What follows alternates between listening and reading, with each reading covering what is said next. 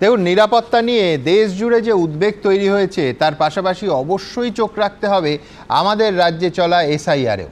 আমি প্রথমেই বলবো, গত কয়েকদিন এই অনুষ্ঠানে গতকালের আগে লাইভ করার সুযোগ হয়নি আমার, তার কারণ এবিপি আনন্দের সেরা বাঙালি অনুষ্ঠানের 21তম পর্বটি ছিল গত শনিবার, যা আপনারা দেখতে পারবেন আগামী শনিবার 15ই নভেম্বর রাত 8টায়। কিন্তু কথা হলো, এসআইআর নিয়ে 7 দিন আগে মানুষের মধ্যে যে প্রশ্নগুলো দেখেছি, আমাদের বিভিন্ন সোশ্যাল মিডিয়া অ্যাকাউন্টে এসেছে, তার অনেকগুলো প্রশ্নই কিন্তু উত্তর পাচ্ছেন না সাধারণ মানুষ। প্রশ্নগুলো রয়ে যাচ্ছে, এমনকি বহু নতুন প্রশ্নেরও জন্ম হয়েছে। রাজনীতির টানাটানি, অবশ্যই রাজা উজির মারা, দাদা দিদিদের তরজা, এ সমস্ত কিছু পরে হবে। আগে এই অনুষ্ঠানে বিভিন্ন সোশ্যাল মিডিয়াতে আপনাদের সব থেকে বেশিবার পাঠানো, মানে সব থেকে কমন প্রশ্নগুলোর উত্তর দেওয়ার চেষ্টা করব। নির্বাচন কমিশনের সঙ্গে কথা বলে এই উত্তর আপনাদের জন্য আমরা নিয়ে এসেছি। আবার বলছি, আমরা মনে করি নির্বাচন কমিশনের উচিত ছিল আরও তৎপর হয়ে আরও আগে থেকে সাধারণ মানুষকে এই বিষয়গুলো বোঝানো এবং তাদের সমস্ত দ্বন্দ্বের নিরসন করা। যাই হোক, আপনাদের প্রশ্নে আসবো। আমি সব থেকে কমন কয়েকটা প্রশ্ন আপনাদের সামনে রাখবো। আপনারা প্রশ্ন করেছেন যে 2002-এর ভোটার তালিকায় আমার নামের বানান, অথবা যিনি প্রশ্ন করছেন তার বাবার নামের বানান ভুল আছে, পরে ভোটার তালিকায় নামের বানানটা সংশোধন করে নিয়েছি, ঠিক করে নিয়েছি। এখন এই যে এসআইআর ফর্ম ভরার সময় কি লিখব?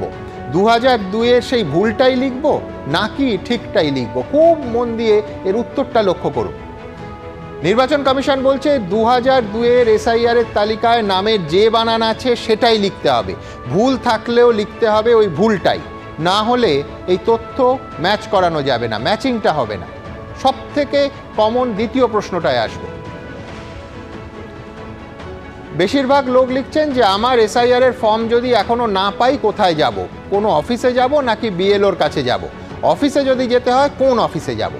নির্বাচন কমিশন বলছেন এখনও এসআইআরের ফর্ম প্রচুর লোকের কাছে পৌঁছয়নি, সবে বিলি শুরু হয়েছে, প্রয়োজনে বিএলওর সঙ্গে যোগাযোগ করবেন। তৃতীয় প্রশ্নটায় যাব। অনলাইনে এসআইআরের ফর্ম কি সবাই পূরণ করতে পারবো? অনলাইন ব্যবস্থা এখন কি পুরোপুরি চালু হয়েছে? বহু মানুষ এই প্রশ্ন করেছেন। নির্বাচন কমিশন বলছে অনলাইন এখন পুরোপুরি চালু, তবে কেউ অনলাইনে ফর্ম যে কেউ পূরণ করতে পারবেন, এমনকি ভারতের বাইরে থেকেও তা করা যাবে। এখানে ব্যক্তিগত অভিজ্ঞতা বলি, দিনের একাধিক সময় আমি পরীক্ষা করে দেখেছি, কখনো অনলাইন একেবারে সুষ্ঠুভাবে করা যাচ্ছে, খুলছে, কখনো আবার করা যাচ্ছেও না। সুতরাং এই ব্যক্তিগত অভিজ্ঞতাটা একেবারে স্বচ্ছতার সঙ্গে শেয়ার করতে হবে। চতুর্থ প্রশ্নে আসবো। এসআইআরের ফর্ম পূরণ করতে গিয়ে যদি অনিচ্ছাকৃতভাবে আমার ভুল হয়ে যায়, ফর্মে কাটাকুটি হয়ে যায়, তাহলে কি করব? নতুন ফর্ম কোথায় পাবো? খুব গুরুত্বপূর্ণ প্রশ্ন, বহু মানুষ এই প্রশ্ন করেছেন। আমার একটা ব্যক্তিগত সাজেশন থাকবে, কিন্তু তার আগে নির্বাচন কমিশনের উত্তরটা দেখব। নির্বাচন কমিশন বলছে নতুন ফর্মের কোনো ব্যবস্থা নেই। যদি ফর্ম ফিল আপের সময় ভুল হয়ে যায় তাহলে একটা লাইন দিয়ে কেটে ইনিশিয়াল সিগনেচার করে দিতে হবে।